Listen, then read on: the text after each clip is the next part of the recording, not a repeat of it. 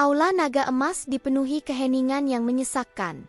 Pilar-pilar merah berukir, naga seolah ikut menundukkan kepala ketika Kaisar Li Tianhong duduk di singgasananya. Para pejabat berbaris rapi, wajah mereka datar, namun mata mereka menyimpan ketakutan. Di barisan paling depan berdiri seorang pria berpakaian sederhana untuk ukuran istana, Shen Gou. Perdana Menteri Wei. Suara Kaisar menggema, dingin dan berwibawa. Sampaikan usulanmu sekali lagi. Wei Qingsong melangkah maju, tersenyum tipis. Paduka Kaisar, kas negara menipis akibat bencana alam di utara. Hamba mengusulkan kenaikan pajak gandum dan perak sebesar 30%. Selain itu, rakyat miskin yang tak mampu membayar sebaiknya diasingkan ke wilayah perbatasan agar tidak menjadi beban negara. Beberapa pejabat mengangguk cepat, seolah takut terlihat tidak setuju. Shen Gou mengepalkan tangannya. Ia melangkah maju sebelum dipanggil. Paduka Kaisar, hamba menentang usulan itu. Aula langsung gempar. Beberapa pejabat menarik napas tajam.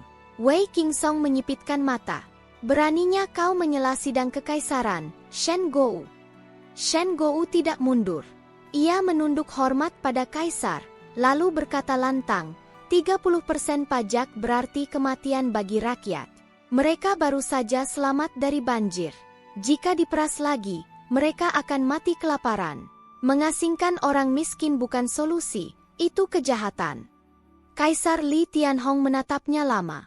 Kau lupa siapa dirimu? Tanyanya pelan. Kau hanya seekor anjing istana. Bisik-bisik terdengar. Shen Gou mengangkat kepala. Matanya tajam, tak lagi menyerupai seorang pelayan patuh. Jika hamba adalah anjing, maka hamba memilih menjadi anjing yang menggonggong demi rakyat, bukan yang menggigit mereka atas perintah tuannya. Suasana membeku. Wei Qingsong tertawa kecil. Kata-kata indah tak akan mengisi kas negara. Kesetiaanmu berlebihan. Kesetiaan pada rakyat adalah dasar berdirinya negara, balas Shen Gou.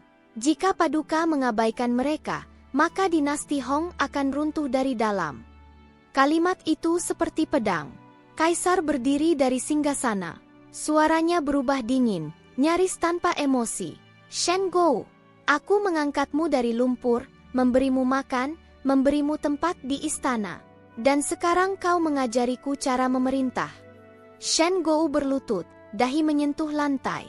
Hamba siap menerima hukuman. Namun hamba tidak akan menarik kata-kata hamba. Keheningan kembali menyelimuti aula. Baik, kata Kaisar akhirnya. Sidang selesai. Para pejabat bubar dengan langkah tergesa. Tak satu pun berani menatap Shen Gou. Malam itu, hujan turun deras di halaman istana. Shen Gou dipanggil ke paviliun belakang. Tidak ada pengumuman resmi. Tidak ada catatan hukum. Seorang pengawal mendekat dan berbisik, atas perintah Paduka Kaisar, kau dihukum mati. Secara rahasia. Shen Gou tersenyum pahit. Begitu rupanya nasib anjing yang menggonggong. Ia menatap langit gelap. Dalam hatinya, api amarah dan penyesalan bercampur. Jika surga masih punya mata, gumamnya pelan, berikan aku satu kesempatan lagi. Aku akan mengguncang singgasana itu. Petir menyambar, menerangi wajahnya sesaat. Wajah seorang pria yang baru saja menandatangani takdirnya sendiri. Fajar belum sepenuhnya merekah ketika gerbang timur istana dibuka perlahan. Kabut pagi menggantung rendah, bercampur dengan bau tanah basah dan besi karat.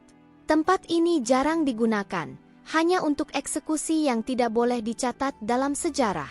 Di tengah lapangan berdiri sebuah tiang kayu tua yang telah menyerap terlalu banyak darah. Shen Gou digiring keluar dengan tangan terikat. Pakaiannya lusuh, rambutnya tergerai, namun punggungnya tetap tegak. Langkahnya tenang, seolah ia bukan menuju kematian, melainkan pulang. Seorang algojo bertubuh besar berdiri di samping balok eksekusi. Pedang panjangnya berkilau pucat. Pengawal yang mengawal Shen Gou berbisik pelan, nyaris tak terdengar. Jika kau ingin kata terakhir, cepatlah. Shen Gou tertawa lirih. Kata terakhir. Ia menoleh ke arah gerbang istana yang megah. Tak ada yang mau mendengarnya. Ia didorong berlutut. Langit mendung, seolah tahu apa yang akan terjadi. Dari balik kabut, Perdana Menteri Wei Qingsong muncul, mengenakan jubah hitam. Ia tidak mendekat, hanya berdiri beberapa langkah jauhnya. "Shen Gou," katanya dingin. "Jika kau menundukkan kepala kemarin, kau masih hidup hari ini." Shen Gou menoleh, matanya merah namun jernih. "Jika aku menundukkan kepala, aku sudah mati sejak kemarin." Wei mendengus. "Kau pikir rakyat akan mengingat namamu?" "Tidak," jawab Shen Gou tenang. "Tapi mereka akan hidup 1 hari lebih lama. Itu cukup." Algojo mengangkat pedang. "Menunggu perintah." "Lakukan," potong Wei tanpa emosi. Shen Gou menutup mata sesaat. Dalam kegelapan itu, wajah-wajah rakyat muncul. Petani tua yang membungkuk, anak kecil kelaparan, ibu yang menjual rambutnya demi segenggam beras. Ia membuka mata dan berteriak ke langit, suaranya menggema di antara tembok batu. "Langit, jika keadilan memang ada, jika darah orang kecil tidak menguap sia-sia, maka ingatlah hari ini." Algojo ragu sejenak. Wei membentak, "Ayunkan pedangnya." Pedang itu turun. Dalam satu tebasan, darah menyembur ke udara, hangat dan merah, memercik ke tanah, ke kayu, ke sepatu para pengawal. Kepala Shen Gou terjatuh, matanya masih terbuka, menatap kosong ke arah istana. Tubuhnya roboh perlahan. Keheningan. Namun di saat darahnya meresap ke tanah, sesuatu terjadi. Kesadaran Shen Gou tidak lenyap. Ia tidak merasakan sakit. Tidak ada kegelapan abadi. Sebaliknya, ia merasa ringan, seolah terlepas dari daging dan tulang. "Apa ini?" Suaranya bergema tanpa suara. Ia melihat ke bawah. Tubuhnya tergeletak tak bernyawa, darah mengalir membentuk genangan. Algojo berlutut, napasnya berat. Wei Qingsong telah berbalik, tak sudi melihat lebih lama. "Kematian, bukan akhir," gumam Shen Gou. Angin berputar di sekelilingnya. Dunia mulai memudar. Warna-warna larut seperti lukisan yang disiram air. Tiba-tiba, rasa marah yang membara menyelimuti jiwanya. "Aku mati tanpa pengadilan, tanpa kebenaran, tanpa suara rakyat." Langit bergemuruh. Dalam kekosongan itu, Shen Gou berteriak dengan seluruh sisa kesadarannya. "Jika aku diberi satu kesempatan lagi, satu napas lagi, aku bersumpah akan menghancurkan singgasana itu. Aku akan merobohkan kaisar zalim, mencabik hukum palsu mereka, dan memaksa dunia berlutut di hadapan kebenaran." Petir menyambar. Cahaya putih menyilaukan menelan segalanya.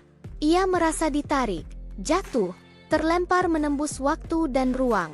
Suara tangisan bayi, lonceng giok, dan bisikan istana bercampur menjadi satu. "Putri!" Putri bernapas lagi. "Cepat panggil tabib."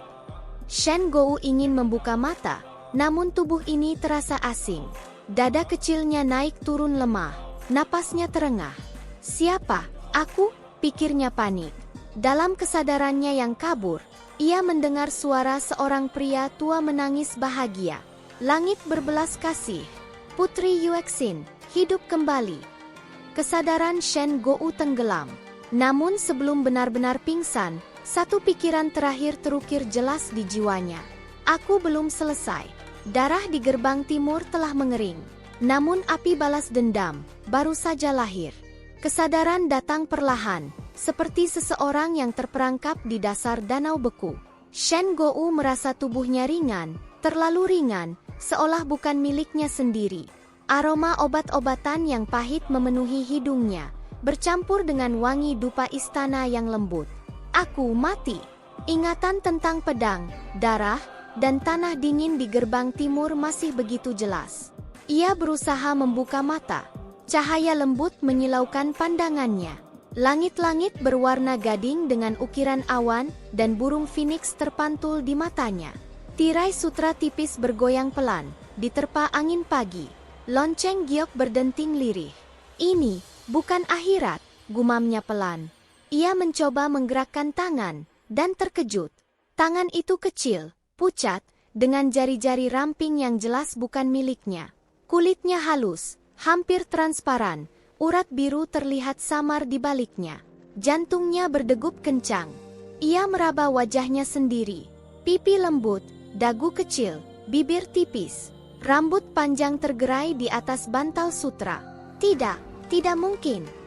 Pintu kamar terbuka pelan. Putri, suara seorang pelayan wanita bergetar, seolah takut mimpi ini pecah. Putri Yuexin, apakah Paduka mendengar? Shen Gou membeku. Putri, pelayan itu berlari keluar sebelum ia sempat menjawab. Tak lama kemudian, langkah kaki tergesa memenuhi ruangan. Beberapa pelayan masuk sambil berlutut. Putri membuka mata. Cepat panggil Tabib Su. Langit benar-benar berbelas kasih. Shen Gou ingin berkata bahwa mereka salah orang. Ia ingin bangkit dan melarikan diri. Namun tubuh ini terlalu lemah. Napasnya pendek, dadanya terasa sesak. Seorang tabib tua dengan janggut putih berlari masuk. Su Wen. Ia berlutut di samping ranjang dan memeriksa nadi Shen Gou dengan hati-hati. Luar biasa, bisiknya. Nadi putri stabil. Kesadarannya telah kembali. Berapa lama? Tanya seorang pelayan. Putri, hampir 3 tahun, jawab Su Wen. Selama ini, kami hanya menunggu keajaiban. 3 tahun? Shen Gou terhenyak. Aku mati hari ini, dan terbangun 3 tahun setelahnya? Su Wen menatap mata Shen Gou dengan seksama. Putri, apakah Paduka mengenali hamba? Shen Gou ragu. Ia meniru suara lemah yang ia dengar dari tubuh ini. Tabib Su. Su Wen tersenyum lega, lalu bersujud. Syukur kepada langit. Beberapa saat kemudian, suara ribut terdengar dari luar paviliun. Di mana putriku? Suara itu berat, berwibawa, dan sangat ia kenal. Darah Shen Gou seakan membeku. Kaisar Li Tianhong. Pintu dibuka lebar. Kaisar masuk dengan langkah tergesa. Jubahnya bahkan tidak rapi. Wajahnya pucat, mata merah, jelas baru saja menangis. Ia berlutut di sisi ranjang, sesuatu yang tak pernah ia lakukan di hadapan siapapun. Yuexin, suaranya pecah. Ayah di sini. Shen Gou menatap wajah itu dari jarak sedekat ini. Wajah yang sama yang memerintahkan kematiannya. Wajah yang tidak ragu mengorbankan ribuan rakyat. Namun kini, wajah itu dipenuhi kelegaan dan cinta. Kaisar menggenggam tangannya. Tangan kecil dan lemah ini, erat-erat. Kau akhirnya bangun, katanya dengan suara bergetar. Ayah hampir menyerah. Shen Gou menelan ludah. Di dalam dadanya, kebencian dan kebingungan saling bertabrakan. Ini tangan yang sama yang menandatangani perintah eksekusiku, pikirnya. Namun juga tangan ayah dari tubuh ini. Ia ingin menarik tangannya, namun tidak mampu. Putriku, lanjut Kaisar. Air mata jatuh ke punggung tangannya. Apapun yang kau inginkan, ayah akan memberikannya. Apapun. Kalimat itu menggema di benak Shen Gou. Apapun?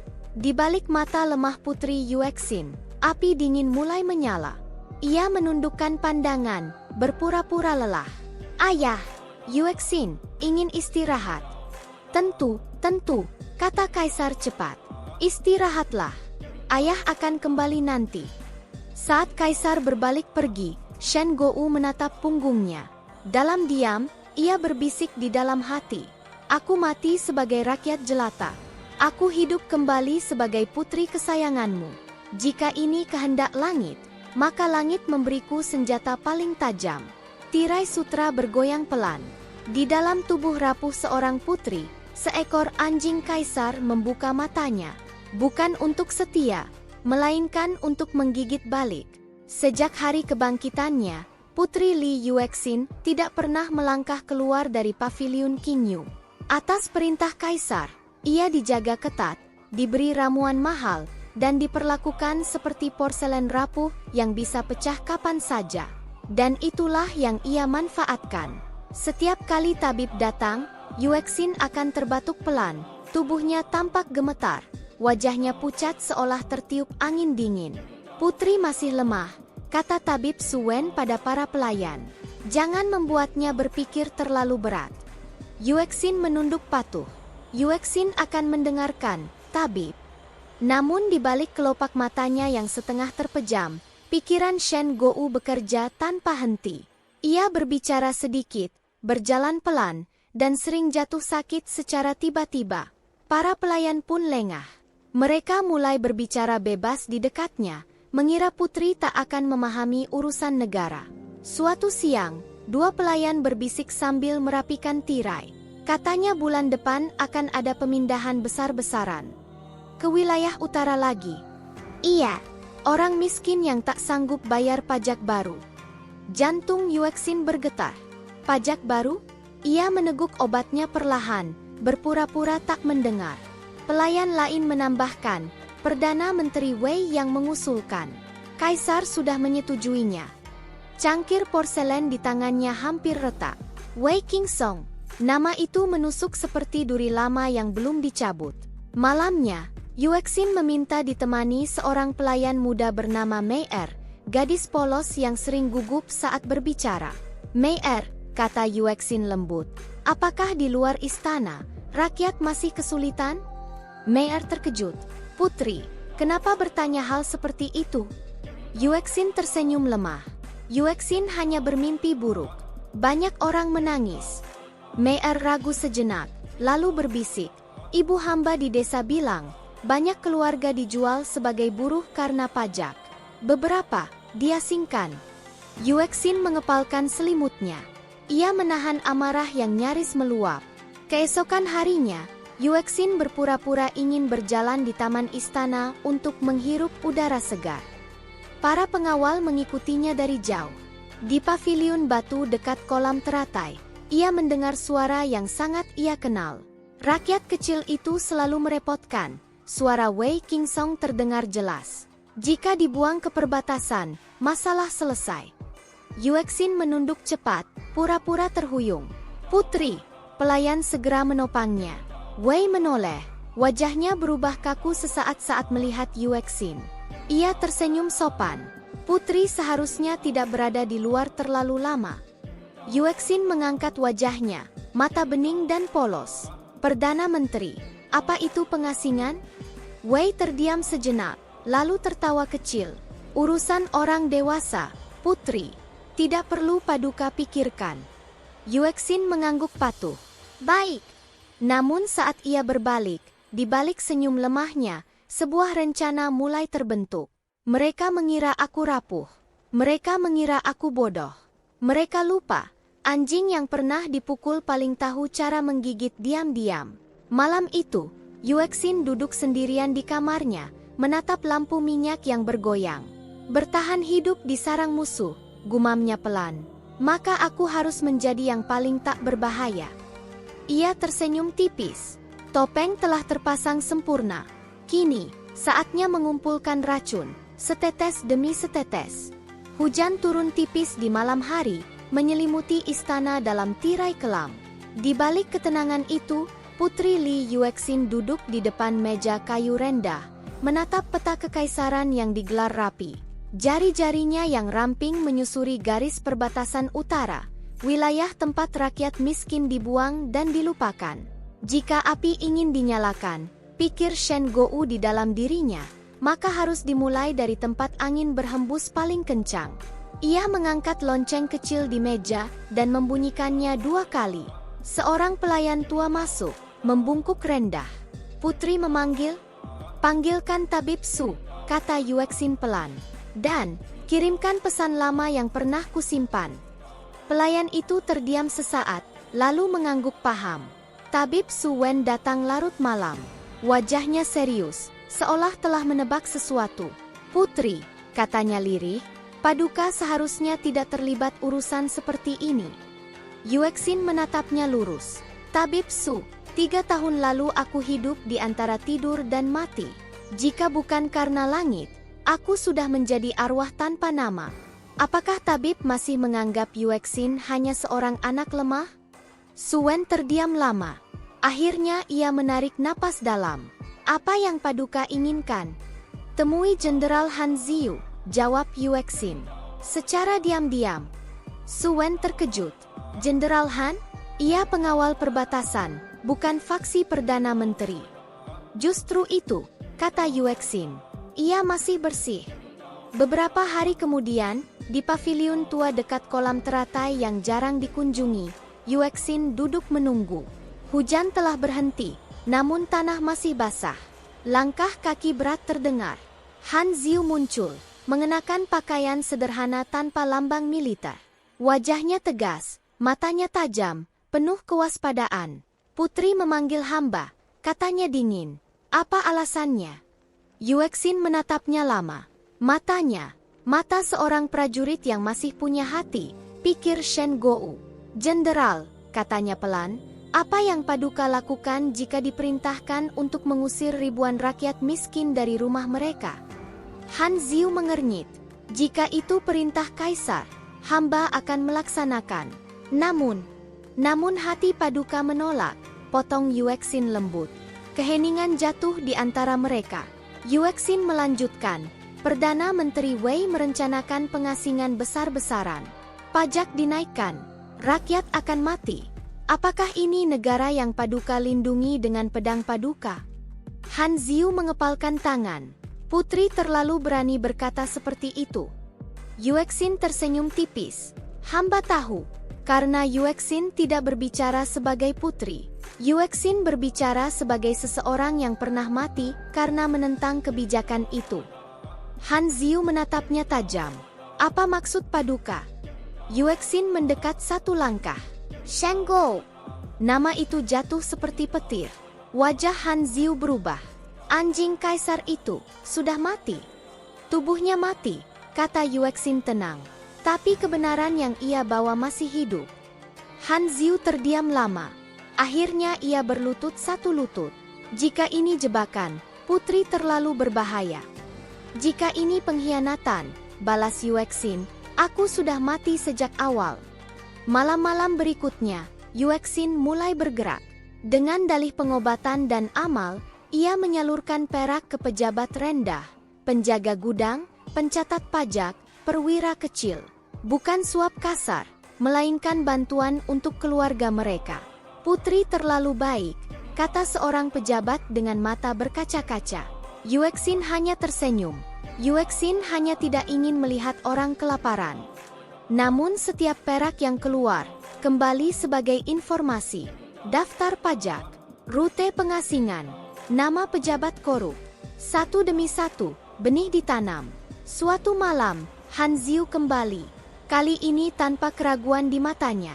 Putri, katanya lirih, hamba telah melihat sendiri, desa-desa yang dikosongkan. Anak-anak mati di jalan. Yuexin menatapnya tanpa berkata apa-apa. Han Ziu berlutut penuh. Dahi menyentuh tanah. Jika Paduka benar-benar ingin mengubah negara ini, katanya dengan suara bergetar, maka pedang hamba, hidup hamba, adalah milik Paduka. Yuexin menutup mata sesaat. Benih pertama, akhirnya berakar. Bangkitlah, Jenderal Han, katanya pelan. Mulai hari ini, kita berjalan di jalan yang tak bisa kembali. Di luar paviliun, angin malam berhembus pelan. Pemberontakan belum terlihat, namun denyutnya telah lahir. Perubahan pada Putri Li Yuexin tidak hanya menarik perhatian pelayan dan tabib, ia juga membangunkan insting paling tajam di istana. Insting seorang calon kaisar. Putra mahkota Li Jian berdiri di balik tirai paviliun timur, mengamati adik perempuannya dari kejauhan. Senyumnya lembut, langkahnya lemah, wajahnya pucat. Namun entah sejak kapan, keheningan di sekelilingnya terasa berbeda. Dia bukan lagi anak yang sama, gumam Li Jian. Seorang kasim tua membungkuk. Putri memang sembuh secara ajaib, yang mulia. Ajaib? Li Jian menyipitkan mata. Orang yang terbaring 3 tahun bangun begitu saja, lalu mulai menarik simpati pejabat rendah? Kasim itu terdiam. Li Jian mengingat laporan-laporan rahasia. Perak mengalir keluar dari paviliun Qingyu, daftar pajak menghilang dari arsip. Beberapa pejabat kecil mulai bersikap ambigu terhadap Perdana Menteri Wei. Dan semua itu berpusat pada Yuexin. Jika ia hanya ingin hidup, kata Li Jian dingin, ia tak akan bergerak sejauh ini. Malam itu, Li Jian menulis sebuah perintah rahasia. Uji dia. Keesokan harinya, Yuexin diundang makan malam bersama putra mahkota. Hidangan disajikan dengan mewah. Sup burung walet, ikan kukus jahe, dan teh bunga langka. Yuexin duduk dengan sikap sopan, wajahnya tenang. Namun di balik mata beningnya, Shen Gou sudah mencium bahaya. Aroma ini. Ia menurunkan cangkir tehnya sedikit, membiarkan uap menyentuh hidungnya. Serbuk Qinglu, pikirnya. Racun lambat. Tidak langsung membunuh, melemahkan organ dalam. Adik, kata Li Jian sambil tersenyum, kau terlihat lebih sehat hari ini. Yuexin tersenyum malu. Berkat doa Kakanda. Li Jian mengangkat cangkir. Minumlah. Teh ini menenangkan jantung. Yuexin mengangkat cangkirnya, lalu batuk kecil. Maaf, katanya lemah. Obat yang hamba minum pagi tadi membuat perut Yuexin sensitif. Ia memberi isyarat pada pelayan. Bisakah menggantinya dengan air hangat? Li Jian menatapnya tajam sejenak, lalu tersenyum. Tentu. Pelayan mengganti cangkir itu. Dari sudut matanya, Yuexin melihat Kasim putra mahkota menegang. Mereka tahu, pikirnya, dan mereka gagal. Malam itu, racun diuji pada seekor burung kecil di dapur istana. Burung itu mati perlahan sebelum fajar. Yuexin menatap bangkai burung itu tanpa ekspresi. Jadi Kakanda memilih jalan ini, gumamnya. Namun ia tidak marah. Ia tersenyum. Beberapa hari kemudian, Yuexin berpura-pura sakit parah. Ia terbaring lemah, napas tersengal, bahkan tabib Su dipanggil berkali-kali. Kabar itu menyebar cepat. Li Jian datang menjenguk. Adik, katanya lembut, apakah kau baik-baik saja? Yuexin membuka mata dengan susah payah. Yuexin, mungkin tak akan lama. Li Jian menatapnya lama. Untuk pertama kalinya, keraguan muncul di matanya. Jika Yuexin mati, lanjutnya lirih, Kakanda, tolong jaga rakyat. Li Jian terdiam. Rakyat lagi, pikirnya kesal. Ia berbalik pergi. Malam itu juga, Yuexin bergerak. Melalui Han Ziyu, ia menyebarkan pesan palsu. Putra mahkota berencana meracuni kaisar untuk mempercepat naik tahta. Bukti pun disiapkan. Botol racun Qinglu, cap pribadi Li Jian, dan catatan palsu yang ditulis dengan gaya tulisannya. Semua ditempatkan di gudang rahasia yang secara kebetulan ditemukan oleh pengawal istana. Keesokan paginya, istana gempar. Putra mahkota menyimpan racun. Ini cap resminya. Li Jian dipanggil menghadap kaisar. Ini fitnah, teriaknya. Aku tidak pernah. Kaisar Li Tianhong menatap putranya dengan mata penuh kemarahan dan kekecewaan. Lalu bagaimana kau menjelaskan ini? Li Jian terdiam ketika melihat botol racun itu. Racun yang sama. Ia mendadak sadar. Yuexin, gumamnya. Itu dia. Namun sudah terlambat. Kaisar memerintahkan penyelidikan ketat. Li Jian dicabut sementara hak militernya dan dikurung di Istana Timur. Putri Yuexin masih berpura-pura sakit, mendengar laporan itu sambil berbaring. Putra mahkota jatuh ke dalam perangkap, lapor Han Ziyu pelan. Namun ia belum sepenuhnya hancur. Yuexin menatap langit-langit. Aku tidak berniat membunuhnya. Han Ziyu terkejut. Paduka, mengampuni? Tidak, jawab Yuexin dingin. Aku ingin ia hidup. Hidup dengan rasa takut. Dengan bayangan bahwa adik lemah yang ia remehkan, bisa merobohkannya kapan saja. Ia mengepalkan selimutnya. Darah keluarga kekaisaran. Lebih dingin dari racun. Di Istana Timur, Li Jian duduk sendirian, wajahnya pucat. Yuexin, bisiknya penuh kebencian. Siapapun kau sekarang, aku akan membunuhmu. Di paviliun Qingyu, Yuexin tersenyum tipis. Cobalah, gumamnya pelan. Aku sudah mati sekali. Lampu istana berkelip di malam hari. Di balik dinding darah dan emas, perang keluarga telah dimulai. Dan pemenangnya tidak lagi ditentukan oleh garis keturunan, melainkan oleh siapa yang paling kejam dan paling sabar. Kabar beredar lebih cepat daripada angin musim gugur. Di kedai teh, Di pasar malam, di barak perbatasan, nama Putri Yuexin mulai disebut dengan suara berbisik. Bukan sebagai putri sakit-sakitan, bukan pula sebagai anak kesayangan kaisar, melainkan sebagai seseorang yang berani mendengar jeritan rakyat. Semuanya bermula dari sebuah dekret kecil. Bukan perintah resmi istana, melainkan pengumuman yang ditempel diam-diam di lumbung-lumbung gandum dan pos pajak. Jika pajak ditarik melebihi ketentuan, laporkan ke paviliun Qingyu. Jika keluarga dipaksa mengungsi tanpa sebab, lindungi mereka. Tidak ada cap kekaisaran, hanya segel bergambar burung phoenix dengan sayap berlumur darah. Para pejabat rendah gemetar saat melihatnya. Ini pemberontakan, desis seseorang. Tidak, jawab yang lain lirih. Ini perlindungan. Di paviliun Qingyu, Yuexin berdiri di depan meja peta. Wajahnya tenang, namun matanya tajam. Di hadapannya, Han Ziyu dan beberapa perwira kepercayaannya berlutut. Pasukan kita? Tanya Yuexin. Sudah bergerak, jawab Han Ziyu. Di ibu kota, mereka menyamar sebagai penjaga gudang dan pengawal malam. Di perbatasan, mereka menyatu dengan pasukan pengasingan. Yuexin mengangguk pelan. Bukan untuk menyerang, pikir Shen Gou di dalam dirinya, melainkan untuk menjaga. Ia tahu satu hal dengan sangat jelas. Jika ia lebih dulu mengangkat pedang melawan ayahnya, ia akan dicap pengkhianat. Namun jika rakyat yang lebih dulu berdiri di belakangnya, maka kekuasaan akan goyah dari akarnya. Di aula istana, Perdana Menteri Wei Qingsong membanting meja. Ini penghinaan terhadap kaisar, bentaknya. Putri itu melewati batas. Namun Kaisar Li Tianhong terdiam lama. Rakyat, menyebutnya apa? Tanyanya akhirnya. Seorang Kasim ragu-ragu. Mereka menyebut Putri Yuexin.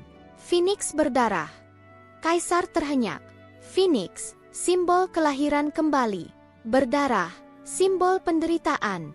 Simbol yang terlalu sempurna. Malam itu, Yuexin keluar diam-diam dari paviliun.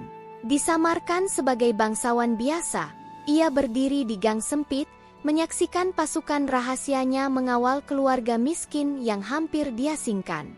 Seorang anak kecil menatapnya dan bertanya polos, "Bibi, apakah kami akan mati?" Yuexin berlutut, menatap mata anak itu. "Tidak," katanya lembut. "Selama aku masih bernapas." Anak itu tersenyum.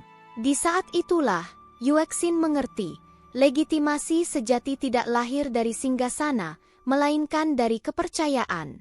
Namun istana tidak tinggal diam. Perintah baru dikeluarkan. Siapapun yang menyebarkan simbol Phoenix akan dianggap pengkhianat. Pasukan kekaisaran mulai menyisir kota. Konflik pun mengeras. Rakyat mulai memilih, takut pada hukum kaisar, atau berharap pada janji seorang putri. Han Ziyu menatap Yuexin dengan cemas. Jika ini terus berlanjut, Paduka akan dipaksa memilih, mundur, atau maju sepenuhnya. Yuexin menatap langit malam yang gelap. Api kecil terlihat menyala di kejauhan. Bukan api perang, melainkan lampu-lampu rumah rakyat yang masih bertahan. Ia mengepalkan tangannya. "Aku tidak akan mundur," katanya pelan namun tegas. Phoenix tidak terbang untuk bersembunyi. Di seluruh negeri, bisikan berubah menjadi keyakinan. Jika Phoenix berdarah berani berdiri, maka rakyat pun berani berharap. Dan untuk pertama kalinya sejak dinasti Hong berdiri, kekuasaan kaisar mulai ditantang. Bukan oleh pedang, melainkan oleh hati rakyatnya sendiri. Api pertama menyala sebelum fajar. Bukan dari obor istana, melainkan dari gudang pajak di distrik selatan ibu kota, tempat beras rakyat disimpan untuk diperas kembali. Ketika pintu gudang dirusak dari dalam dan gandum tumpah ke jalanan seperti pasir emas, teriakan rakyat memecah keheningan malam. "Cukup! Kami tidak punya apa-apa lagi untuk dirampas." Api menjalar cepat. Angin musim dingin meniupnya ke atap-atap kayu, ke kios-kios pasar, ke lorong sempit yang dipenuhi rumah rakyat miskin. Lonceng peringatan berbunyi terlambat. Terlalu banyak orang sudah bergerak. Di atas atap paviliun Qingyu, Putri Li Yuexin berdiri diam, jubah hitamnya berkibar. Di bawah sana, ibu kota dinasti Hong, jantung kekaisaran, mulai berdetak liar. Sudah dimulai, gumam Han Ziu, berdiri di sampingnya dengan zirah sederhana. Tidak ada jalan kembali. Yuexin tidak menjawab. Matanya mengikuti asap yang naik ke langit, bercampur awan gelap. Di dalam dadanya, jiwa Shen Gou bergetar. Bukan karena takut, melainkan karena pengakuan pahit. Ini harga perubahan. Di distrik barat, pasukan pengasingan yang seharusnya mengawal rakyat miskin ke perbatasan justru membelokkan langkah. Pedang mereka tidak lagi diarahkan ke petani, melainkan ke pejabat pajak. Untuk Phoenix berdarah, teriak seseorang. Teriakan itu menyebar seperti wabah. Untuk Phoenix berdarah. Tentara kekaisaran yang masih ragu melihat wajah rakyat, kurus, marah, putus asa. Dan untuk pertama kalinya dalam hidup mereka, pedang terasa berat di tangan sendiri. Seorang perwira muda menjatuhkan senjatanya. "Aku tidak akan membunuh orang kelaparan," katanya dengan suara gemetar. Ia dibunuh oleh atasannya. 5 detik kemudian, atasannya ditikam dari belakang oleh pasukannya sendiri. Kekacauan menjadi hukum baru. Di Aula Naga Emas, Kaisar Li Tianhong berdiri dengan wajah pucat. Laporan datang bertubi-tubi, tak sempat dibaca satu persatu. Gudang barat jatuh. Pasukan distrik selatan membelot. Gerbang timur ditembus. Kaisar membanting meja. Di mana putra mahkota? Seorang kasim berlutut gemetar. "Yang mulia, putra mahkota masih dikurung. Pengawal istana timur telah berpihak pada pemberontak." Kaisar terhuyung satu langkah. "Tidak mungkin," bisiknya. "Aku adalah langit." Namun langit malam itu dipenuhi api dan asap. Di pasar utara, perang jarak dekat pecah. Tidak ada formasi, tidak ada strategi rapi. Hanya manusia melawan manusia. Pedagang memukul tentara dengan batang timbangan. Tentara membalas dengan tombak patah. Anak-anak berteriak. Kuda-kuda panik menginjak siapa saja yang jatuh. Darah mengalir di sela batu jalanan, bercampur lumpur dan air hujan. Jeritan terluka bertabrakan dengan suara logam. Seorang wanita tua berdiri di depan rumahnya, memeluk kendi kosong. "Kembalikan berasku," teriaknya. Panah menancap di dadanya. Ia jatuh, namun rumah di belakangnya berdiri sebagai benteng kecil, tempat 5 keluarga bersembunyi. Api tidak memilih. Yuexin turun ke medan. "Putri tidak boleh keluar," teriak pengawal. Namun Yuexin sudah mengenakan zirah tipis di balik jubahnya. Rambutnya diikat sederhana. Di tangannya, bukan pedang, melainkan panji kecil bergambar Phoenix berdarah. "Aku tidak memimpin dari bayangan," katanya tenang. Ia berjalan di antara pasukan pemberontak. Setiap langkahnya disertai tatapan tak percaya. "Putri, Phoenix." Ia berhenti di depan barisan tentara yang ragu, 100 orang, pedang terangkat namun tangan gemetar. "Jika kalian maju," kata Yuexin lantang, "kalian membunuh rakyat. Jika kalian mundur, kalian mengkhianati perintah kaisar. Keheningan, pilihlah," lanjutnya, suaranya jernih di tengah chaos. "Menjadi algojo, atau pelindung." 1 pedang jatuh, lalu 2. Lalu seluruh barisan berlutut. Sorak rakyat mengguncang udara. Perang saudara pecah sepenuhnya. Perintah darurat kekaisaran akhirnya dikeluarkan.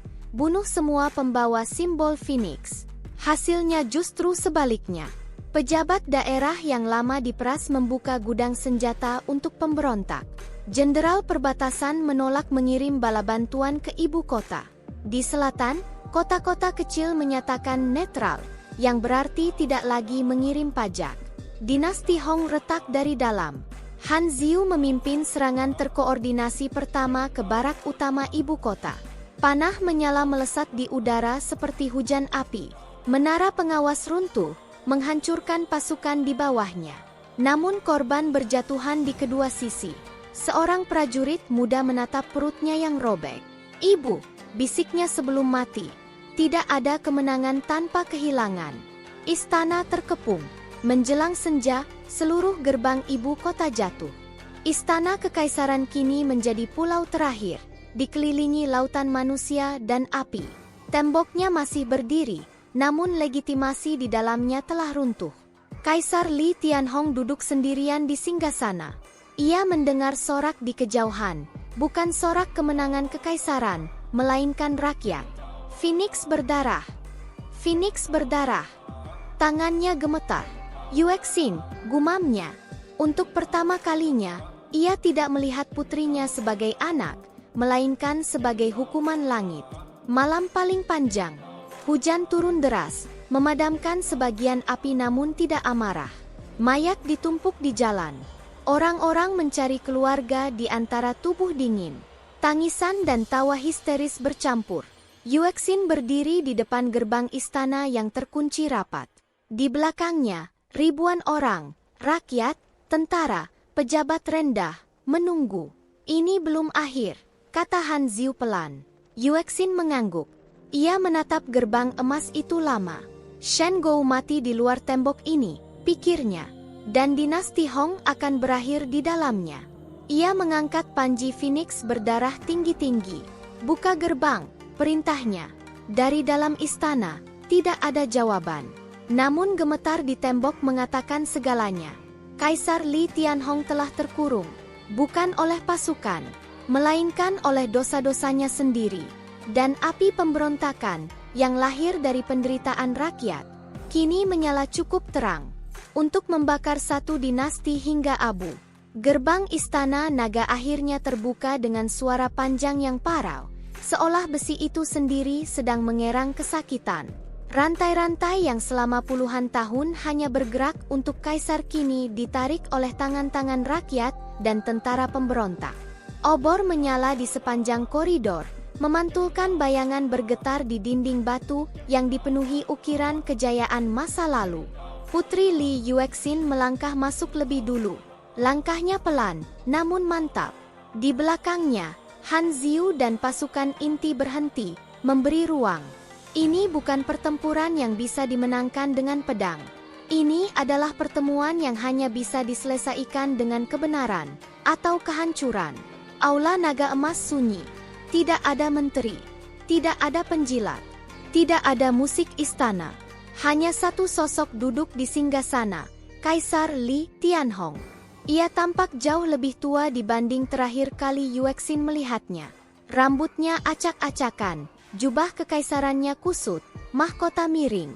Namun punggungnya masih tegak, kesombongan seorang penguasa yang belum mau runtuh. Kau akhirnya datang, katanya pelan. Yuexin berhenti di tengah aula. Jarak di antara mereka hanya belasan langkah. Jarak yang terasa lebih panjang dari jurang manapun. Paduka memanggilku? Tanya Yuexin sopan. Kaisar tertawa kecil, kering. Paduka. Ia menggeleng. Kau masih memanggilku begitu, setelah semua yang kau lakukan. Aku masih anakmu, jawab Yuexin. Setidaknya menurut dunia. Kaisar menatapnya lama. Api obor memantul di matanya, dan untuk pertama kalinya, Yuexin melihat sesuatu yang rapuh di sana. Sejak kapan kau bisa berbicara seperti ini? Tanya Kaisar. Sejak kapan kau tahu soal pajak, pengasingan, tentara, dan kelemahan istana? Yuexin tidak langsung menjawab. Ia melangkah satu langkah maju. Sejak aku mati. Kaisar mengerutkan kening. Apa maksudmu? Gerbang timur, kata Yuexin tenang. Fajar yang berkabut. Tiang kayu tua. Pedang algojo.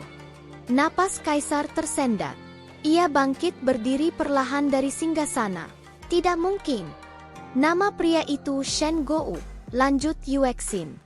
Paduka menyebutnya anjing. Paduka memerintahkan kematiannya secara rahasia. Wajah Kaisar memucat. Kau, bagaimana kau tahu? Karena aku adalah dia. Keheningan jatuh seperti palu. Api obor berdesis. Jauh di luar aula, suara rakyat masih terdengar. Namun di dalam ruangan ini, dunia seakan berhenti berputar. Kaisar mundur satu langkah. Tidak, itu tidak masuk akal. Shen Gou mati. Aku melihat laporannya. Tubuhnya mati, kata Yuexin. Tapi kebencian dan sumpahnya hidup. Kaisar menatap wajah putrinya, mata yang sama, hidung yang sama, namun kini terasa asing. Ia teringat bagaimana Yuexin dulu bahkan sulit berdiri, bagaimana suaranya lemah, bagaimana ia selalu bersembunyi di balik selimut. "Jika kau Shen Gou," bisiknya, "maka di mana putriku?" Yuexin terdiam sejenak. "Aku tidak tahu," jawabnya jujur. "Mungkin jiwanya sudah pergi, mungkin kami bertukar, atau mungkin tubuh ini hanya wadah yang dipinjam langit." Kaisar menggeleng keras. "Aku tidak pernah ingin ini." "Kau tidak pernah ingin rakyat mati kelaparan juga," balas Yuexin, suaranya mulai mengeras. "Namun itu terjadi. Kau tidak pernah ingin negara runtuh. Namun lihat sekelilingmu." Ia membuka tangannya lebar-lebar. "Siapa yang kau salahkan sekarang? Langit?" Kaisar terdiam. Tangannya gemetar. "Aku memerintah untuk menjaga stabilitas," katanya akhirnya. "Negara tidak bisa hidup hanya dengan belas kasihan." "Negara tidak bisa hidup tanpa rakyat," jawab Yuexin tajam. "Kau menukar manusia dengan angka. Kau mengira singgasana lebih penting daripada nyawa." "Aku adalah kaisar," bentak Li Tianhong. "Tanpa kekuasaan, negara ini akan hancur." "Dan denganmu," kata Yuexin pelan, "ia sudah hancur." Kaisar tertawa, tawa pecah yang nyaris seperti tangis. "Jadi kau datang untuk membunuhku?" Yuexin menggeleng. "Tidak." Kaisar menatapnya tajam. "Kau masih ragu?" "Aku datang untuk menjatuhkanmu," jawab Yuexin. "Bukan sebagai anak, bukan sebagai Shen Gou, tapi sebagai suara rakyat yang kau bungkam." Ia memberi isyarat kecil. Pintu aula terbuka di belakangnya. Han Ziu masuk bersama beberapa perwira. Mereka tidak mengangkat senjata, hanya berdiri sebagai saksi. "Kau lihat," kata Yuexin. "Aku tidak sendirian. Bahkan pasukanmu memilih berpaling." Kaisar memandang mereka satu persatu. Wajah-wajah yang dulu bersumpah setia padanya kini dingin dan kosong. "Pengkhianat," gumamnya. "Tidak," sahut Han Ziu. "Kami berhenti mengkhianati rakyat." Kaisar terhuyung mundur hingga punggungnya menyentuh singgasana. Ia menatap kursi emas itu, simbol kekuasaan yang ia pegang seumur hidup. "Aku membesarkanmu," katanya pada Yuexin, suaranya melemah. "Aku memberimu segalanya." "Dan kau mengambil segalanya dari orang lain," jawab Yuexin. "Termasuk hidupku." Air mata jatuh dari mata Kaisar.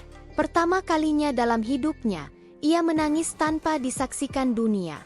"Jika aku menyesal," katanya lirih, "apakah masih ada jalan kembali?" Yuexin menatapnya lama. Sangat lama. Di dalam dirinya, Shen Gou mengingat jeritan rakyat, mengingat darah di tanah, mengingat tubuh tanpa kepala di gerbang timur. "Tidak," jawabnya akhirnya. "Penyesalan tidak menghidupkan yang mati." Kaisar menutup mata. Saat ia membukanya kembali, api itu telah padam. "Aku kalah," katanya pelan. Ia melepaskan mahkotanya sendiri dan menjatuhkannya ke lantai. Suara denting emas menggema di aula kosong. Han Ziu melangkah maju dan berlutut. "Atas nama rakyat dan pasukan, Li Tianhong, Paduka ditangkap hidup-hidup." Kaisar tidak melawan. Ia berdiri dengan tertatih dan berjalan turun dari singgasana.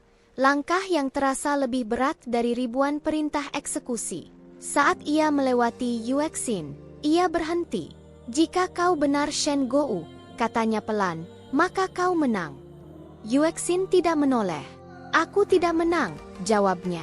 "Rakyat hanya berhenti kalah." Kaisar dibawa pergi. Di luar aula, sorak mengguncang langit. Namun Yuexin tetap berdiri diam, menatap singgasana kosong. Tak ada kegembiraan di wajahnya, hanya kelelahan dan kesunyian. Ia telah menjatuhkan seorang ayah. Ia telah menggulingkan seorang kaisar.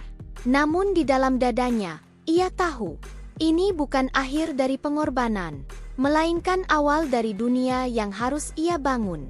Dari puing-puing darah dan dosa, aula naga emas kembali dipenuhi cahaya. Bukan cahaya obor perang, melainkan sinar pagi yang jatuh lembut melalui jendela-jendela tinggi. Asap pertempuran telah menghilang, namun bekasnya masih tertinggal di setiap sudut ibu kota. Tembok retak, paviliun hangus, dan wajah-wajah rakyat yang memandang istana dengan campuran harap dan takut. Hari itu, sejarah dinasti Hong berhenti dan lahir kembali. Di tengah aula, sebuah singgasana baru telah ditempatkan. Tidak sepenuhnya baru, emasnya diambil dari singgasana lama, dilebur ulang, dibentuk kembali. Ukiran naga dihapus, digantikan satu simbol saja, Phoenix yang bangkit dari api. Putri Li Yuexin melangkah masuk. Ia mengenakan jubah merah gelap, warna darah yang telah mengering.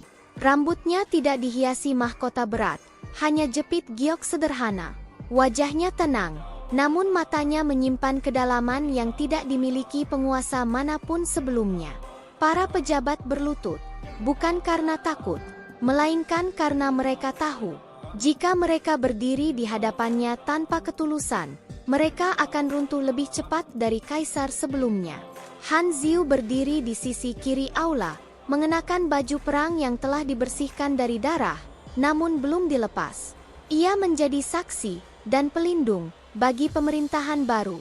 Dengan runtuhnya pemerintahan Li Tianhong, suara seorang penata upacara menggema. Dinasti Hong membutuhkan penguasa baru. Apakah Putri Li Yuexin menerima mandat langit? Yuexin tidak langsung menjawab. Ia memandang aula. Pilar-pilar tinggi itu masih berdiri, namun ia melihat bayangan masa lalu di antara ukiran, jeritan rakyat, pejabat yang bersujud palsu, darah yang diseret keluar secara diam-diam. Ia mengangkat kepalanya. "Aku menerima," katanya. "Bukan sebagai kaisar, bukan sebagai penguasa mutlak." Ia melangkah naik satu anak tangga menuju singgasana. "Aku menerima sebagai permaisuri Phoenix, penjaga kehidupan, bukan pemiliknya." Keheningan menyelimuti aula. Kemudian satu suara terdengar. "Hidup permaisuri Phoenix." Lalu dua, lalu ratusan. Sorak tidak mengguncang langit seperti saat perang. Ia lebih rendah, lebih berat, seperti sumpah. Dekret pertama dikeluarkan sebelum matahari mencapai puncaknya. "Pajak tanah dan pangan diturunkan hingga setengah," kata Yuexin di hadapan para menteri baru. "Wilayah yang terdampak bencana dibebaskan pajak selama 3 tahun. Beberapa pejabat tua tampak pucat. Permaisuri, salah satu dari mereka memberanikan diri, kas negara. "Akan pulih," potong Yuexin. "Karena rakyat yang hidup bekerja lebih baik daripada rakyat yang mati." Tidak ada yang membantah. Dekret kedua menyusul. Seluruh program pengasingan rakyat miskin dihentikan. Mereka yang telah diasingkan akan dipulangkan. Tanah yang dirampas, dikembalikan. Di luar istana, kabar itu menyebar seperti hujan pertama setelah kemarau panjang. Tangisan terdengar di desa-desa. Orang-orang berlutut di tanah mereka sendiri, menyentuh bumi seolah takut itu hanya mimpi. Seorang pria tua memeluk cucunya dan berbisik, "Kita pulang." Namun dunia baru tidak dibangun hanya dengan perintah. Yuexin tahu itu. Ia menghabiskan hari-harinya mendengar laporan, bukan dari menteri tinggi, melainkan dari pejabat kecil, tabib desa, kepala pasar, bahkan bekas pengemis. "Rantai pajak lama masih dipakai diam-diam," lapor seorang pencatat muda. Yuexin menoleh. "Siapa yang memerintahkannya?" "Nama disebut. Tidak ada pengadilan panjang. Tidak ada eksekusi rahasia."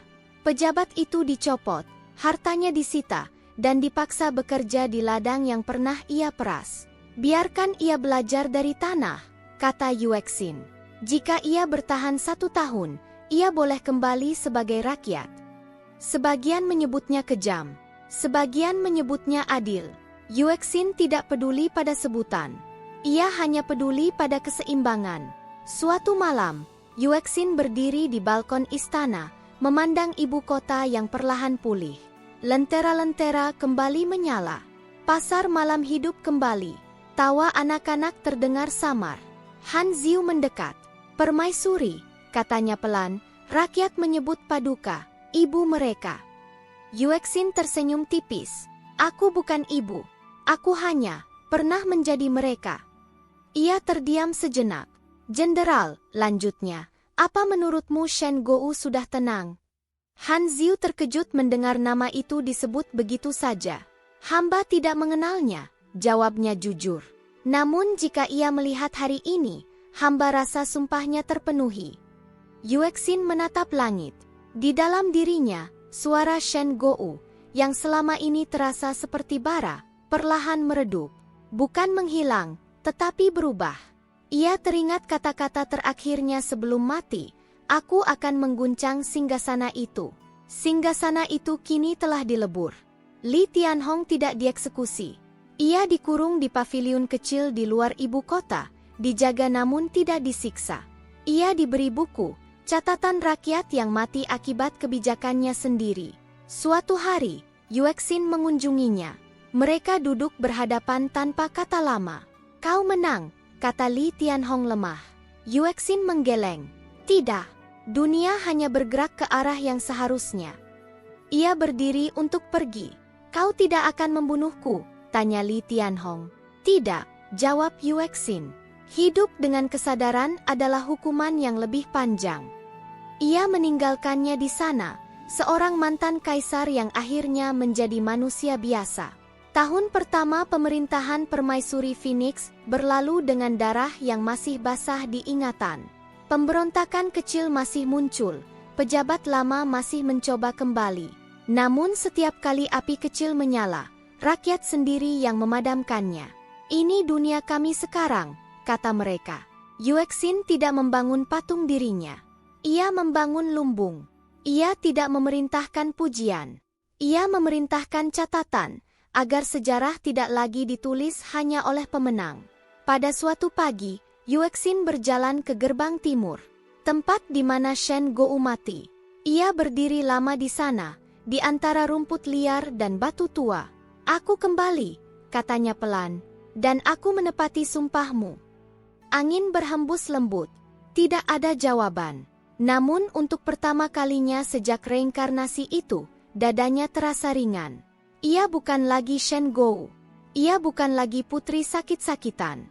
Ia adalah Permaisuri Phoenix, penguasa yang lahir dari kematian, dan dunia baru yang ia bangun. Tidak berdiri di atas ketakutan, melainkan ingatan akan penderitaan, yang tak boleh terulang. Dan selama rakyat masih bisa hidup dengan layak, api itu, api pemberontakan, akan tetap padam, menjadi abu yang menyuburkan tanah. Bagi generasi berikutnya.